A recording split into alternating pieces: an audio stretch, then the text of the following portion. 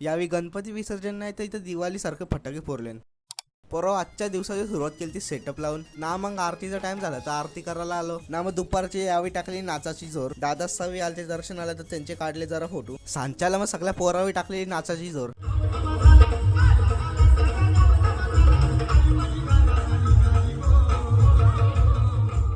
नाचून सगळी दमली तर लागली तर सिरियस मॅटरवर चर्चा करायला. परवा दादासनी बघा इथं कशी फाजील इशारे करत घेतल्या. नाही आला त्याची बगबग ऐकून आले झोप. ई भाई जागा आहे. परवा वापिस लागली बघा कशी नाचायला.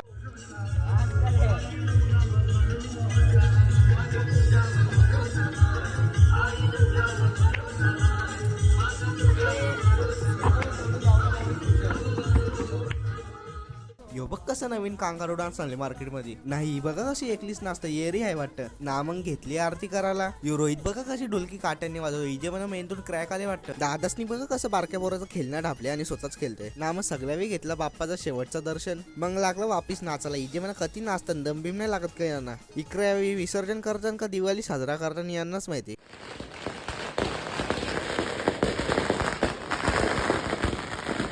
गारीन बाप्पाला ठेवल्यानं निघलो तल्यावर जायला. ना इकडे आल्यावर केली बाप्पाची शेवटची आरती. विसर्जन करून घरात आलेलं तर यो बघ कसं इगानं करायला लागला. इथे मला माकार घुसले वाटतं अंगात ना. मग सगळी पोरात दमलेली तर बघा कशी पासली पडली. आजचा ब्लॉग इथंच खपवतो. बाप्पा गेले घर शांत पडले. अजून काय बोलायचं नाही. ब्लॉग आवडला असेल तर लाईक करा. नाही आवडला तरी बी लाईक करा.